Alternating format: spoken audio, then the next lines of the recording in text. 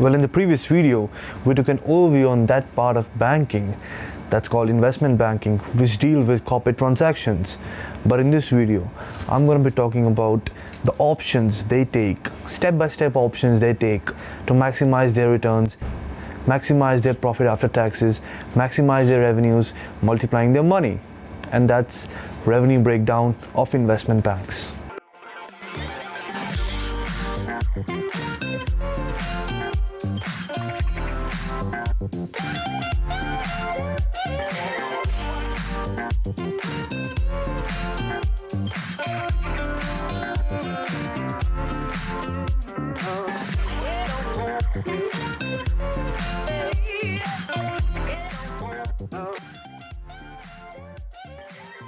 Well, now going further, I'm going to add up some prerequisites to just give you a sense of where we're going. Now I'm going to take a government entity and I'm going to explain its major contribution towards investment banking world.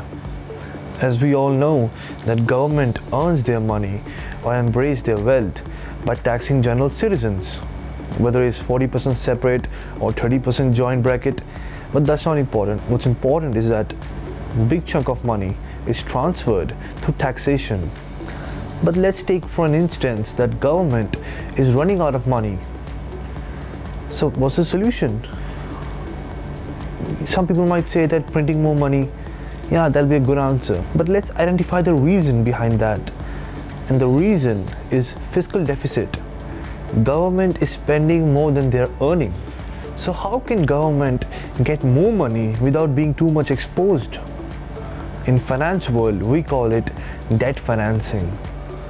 And that is where government borrows money from general citizens, all of us. We lend money to the government and in return, it's like a bond where we give, let's suppose I give $1,000 to government and until the date of maturity, it returns back the principal amount plus the interest the government pays me. Both sides are benefited because government needs those funds in immediate effects. We are benefited because we are earning more than we have invested. Now in order to issue that fund or that security or that debt, government doesn't have that kind of expertise to value that particular debt. So they hire investment bankers because they can use DCF valuation models or leverage buyout models to value that particular debt, whether it's a bond or whether it's a T-bill. But they do it. And that is considered one of the primary jobs of investment banks, security underwriting. And I know some of you might be a little bit confused about the difference being a pure investment bank and a universal bank. Well, pure investment banks are only dealing with investment banking activities like bond issuance, IPO'S, or trading, brokerages, asset management. We'll get to that in a second. But universal banks, they're considered the largest banks because they deal with both commercial as well as investment banking activities. They take deposits and they can indulge themselves in risky management activities. Now talking about pure investment banks, which I'll be discussing, the main options, the main revenue sources of pure investment banks. Number one, capital markets. Capital markets is one of the most fundamental operations of investment banks because it's a place where all private companies are going public. Let's say if you have a company which was a startup a few months ago, now you're planning to sell equity in order to get funds from public investors. How will you do it? You will contact an investment banker or a broker, let's say, who works for an investment bank, who needs to issue that particular equity or that particular stock where you can get public investors on your board. And board represents all shareholders. And without a joke, IPO is the most important day for a private company going public because in that day, all the luck plays out where you can quadruple your valuation or you can increase your personal wealth on paper with a factor of 5. So you should be mentally as well as physically prepared for your IPO because in order to get that right time to make your company public, you need to have size, compatibility, administration, management, and profitability. Because without these 5, company doesn't get to feel dominant in their industry. The second is loan syndication. Now you can understand by the term itself, loan syndicated. It's a type of loan that is constituted by a variety of lenders or a pool of banks known as syndicate. Now, in these type of loans, the amount is too high because a single lender can't afford that much amount of exposure in his balance sheet to pay that borrower, which in time will be returned by the borrower itself.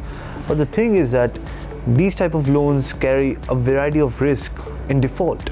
Now, for most of the loan syndications, a financial institution is used to coordinate all the transactions, compliance reports, monitoring, loan monitoring, and most important, repayment history. And to be honest, fees in this syndication can go as large as 10% of the loan principal. Now, number third is mergers and acquisitions.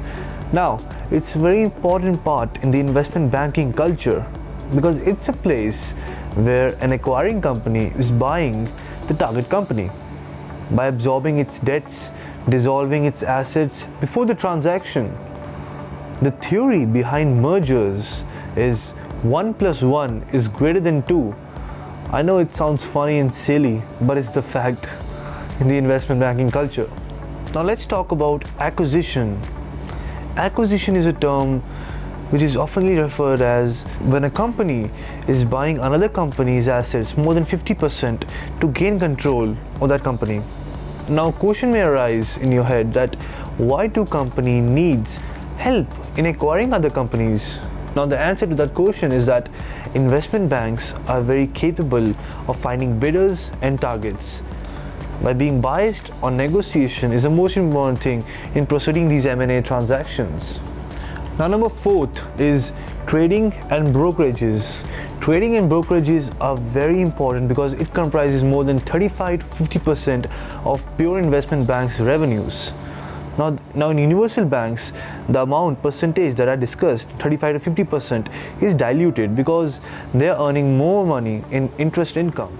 Now, in terms of trading and brokerages, investment banks controls a large amount of liquidity of stock market by being a market maker. Now, final one, fifth, is asset management. Asset management is a technique in which investment banks handles clients or high net worth individuals' money by investing in different sort of asset classes like golds, commodities. Now, the role of an asset manager is to use money to make money, and that's why institutions or investors are likely to approach asset managers when their income investments are substantially high. So I hope you understand how investment banks earn money, multiply money, grow their business by at least 17 to 19% a year and grow it substantially well over a period of time. So this is it for today. I'll meet you guys soon next week. New video coming up that's gonna refresh your mind with finance. Till then, subscribe to my channel. Stay tuned. Thank you.